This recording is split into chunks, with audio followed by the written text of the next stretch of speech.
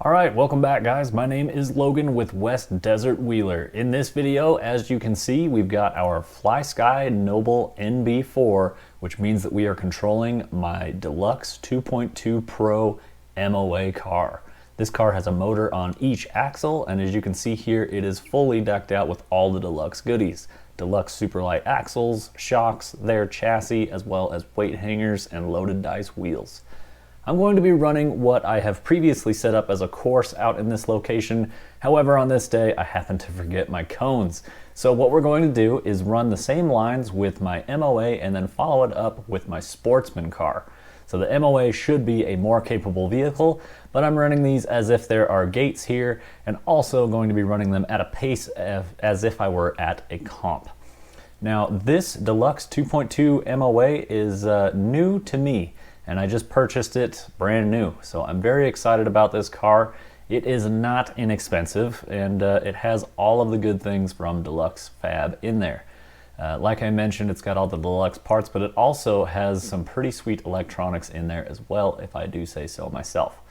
Now you can see we're getting a little in trouble here as our axle goes inverted and I end up having to throttle out and upright my car there, unfortunately. It's also starting to rain on me, but it's only gonna last about 30 seconds and then magically go away. As I showed up to this location, the weather was looking really ugly, so I wanted to try and hurry and get this done.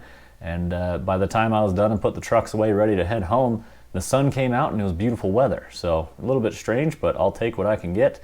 And I got the video done quick and then continued on crawling afterwards. So you can see there, let's get back to the electronics real quick. The motors in this car are from Holmes Hobbies. These are the Polar 500 13-turn XX motors. So very high-end, very nice, super smooth, high quality, very strong magnets. That's kind of like their flagship motor from Holmes Hobby, I believe, unless you just go full custom.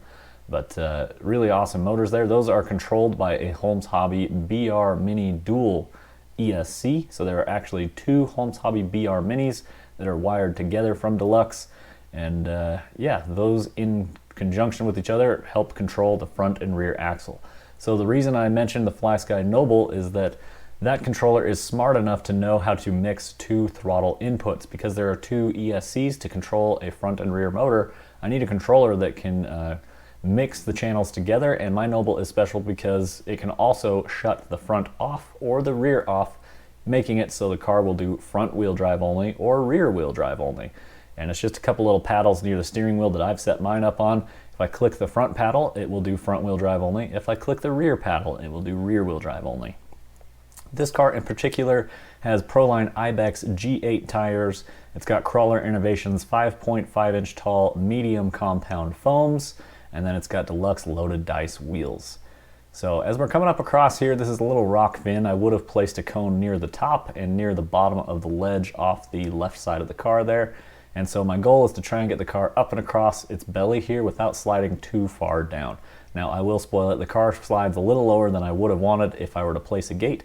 However, it does handle the side hill quite well, as we are very off camber here. My camera is pretty level and it basically looks like we're looking at the very top of the car. So right here, that left rear tire is getting very loaded up and it's trying to throw my car and tip it off the left side. I guess we can't really call it driver and passenger side, can we? So I'm trying to get a front only to pull it up and around, and that wasn't working, so I switched to rear only, and that allowed the car to settle in just a little bit. That left rear dropped just a little more than I wanted, and then I had to put it in a front only to kind of bring the front end back down and save the car. Now, about this Dlux car, it is super planted, it is super stable and predictable. I am a huge fan of how this thing is driving already. I can slow finesse crawl it and it will keep pace at comp speed, kind of like we're showing here. Really happy with it. The kit cost me $17.50 before electronics, and I opted to have it built by Dlux, so that's a little bit of the added cost there. And then I ended up putting my own electronics in. The steering servo I am using is from Reefs RC, and it is the Smart 1100 servo, and I'm using a BEC to get the full power out of the Reefs 1100 there.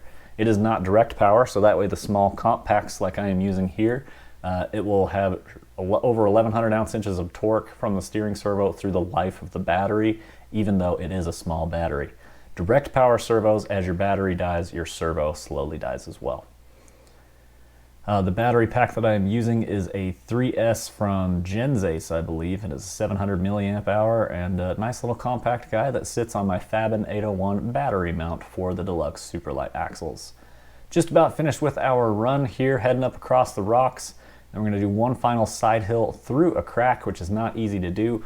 But huge fan of this Dlux 2.2 Pro car, really happy with it. It has the brass skid plate in there. Dlux threw that in, and I've been really happy with how this thing performs.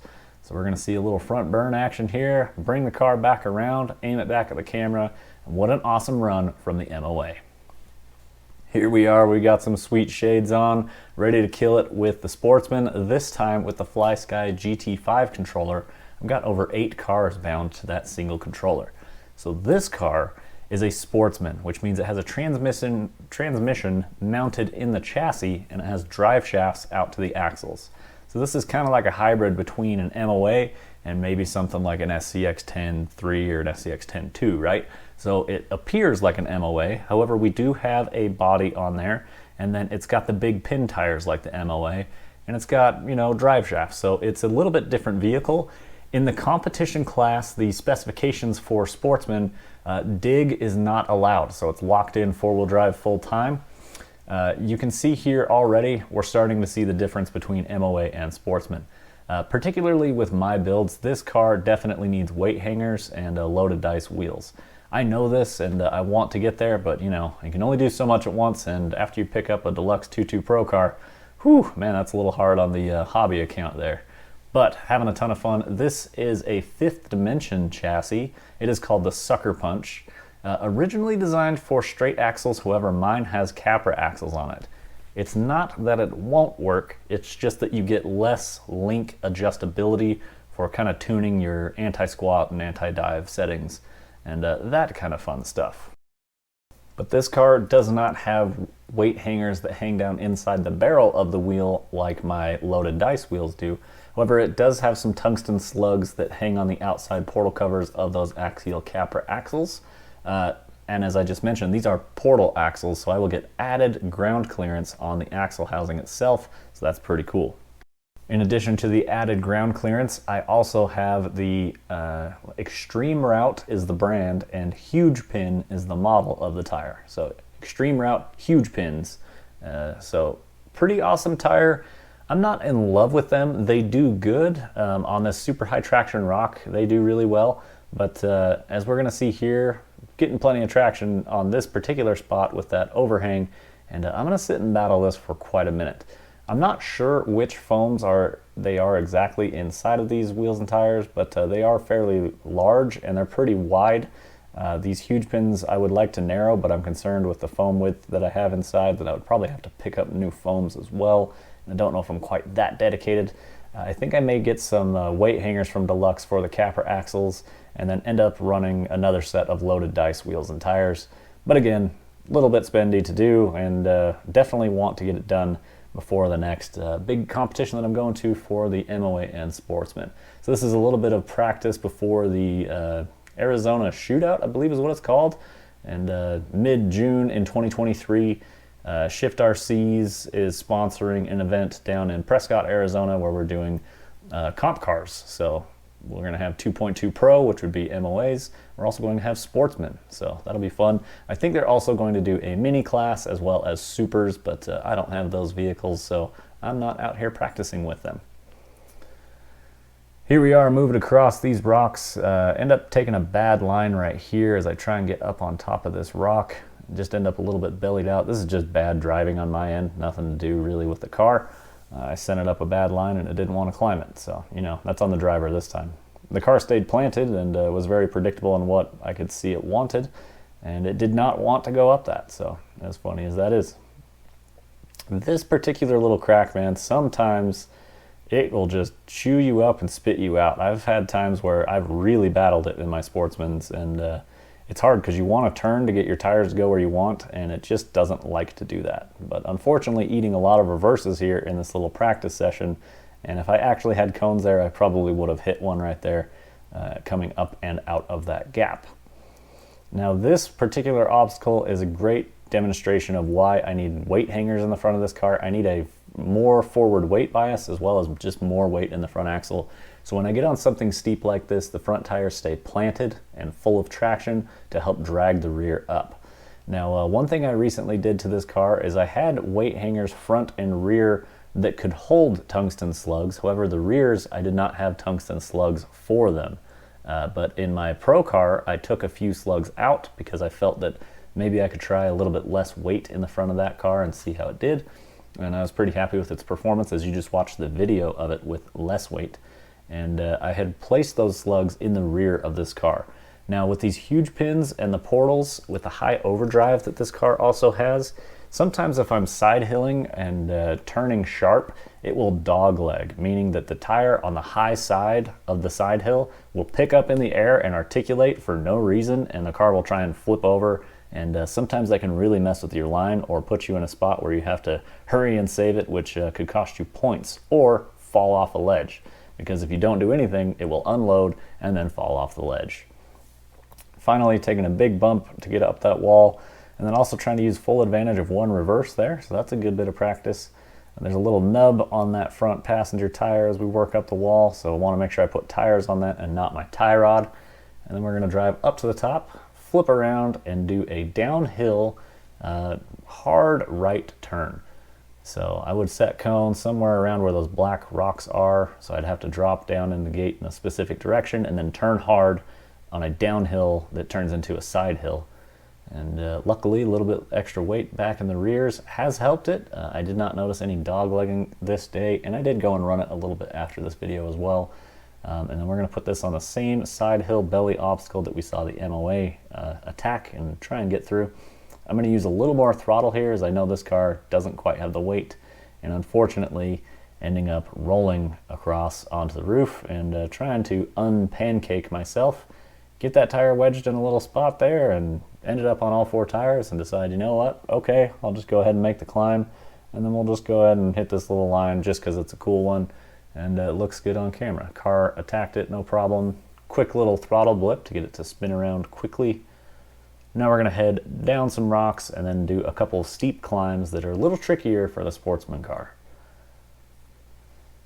Getting set up here. Now this car in particular, it's kind of hard to explain, but it prefers a little bit of momentum to climb steep stuff like this, which sounds kind of obvious, but if I try and finesse crawl some steep lines, it just doesn't like to. It will break traction and end up flipping over backwards. But if you give it just a little bit of speed, sometimes it will just eat the line up. So right there, not quite finding the traction I need. Get a quick little reset, and just a little momentum pulls it up and over, no problem. And I've heard someone else try and explain that specific chassis are kind of like that, and I believe this sucker punch seems to like just a little bit of momentum. And some of the lines, if you just go in there with confidence and a little bit of speed, it's really wild what this car will stick and handle through this really wild terrain that I have access to. So where we are at is near St. George in southern Utah. Lots of fun rocks out here. This one's a less used area. This one we call Area 51. Now I was trying to keep my left rear up on this rock and then get the fronts over the top to pull the rest of the car up. Now unfortunately, as I try and turn up to get the hook with the top tire, it's really trying to roll me over that right rear tire. So just trying to find what the car wants here and taking quite a few reverses and little setups, resets, which is fine. This is just practice to try and see where the car does want this. And after a few tries, it just doesn't seem like this really wants to do it. So let's talk electronics in this car. This one is running a brushless setup because it's one motor, one ESC. This is running a Castle Micro ESC. It is not the X2, it's just the Castle Micro. And then we've also got a Holmes Hobbies Puller Stubby. So apparently in my comp cars, I like the Holmes Hobby stuff. For this particular car, with the hamburger transmission that's in it and the 5th dimension sucker punch, I need a short motor, and the Holmes Puller Stubby fits that bill quite nicely. 2700 kV, I believe, so plenty of punch on the 3S that I run it on. And then up front, we've got a Reefs 777 servo, 3S direct power, so I run both my cars on 3S. See that dog leg right there, just a little bit? There you go, that's something that we were looking for. Get across this side hill, spin around, and we've completed our course. Overall, the MOA definitely shined. The Sportsman held its own, and I had a lot of fun. I hope you guys enjoyed this. My name's Logan with West Desert Wheeler. We will see you guys in the next one. Keep the rubber side down.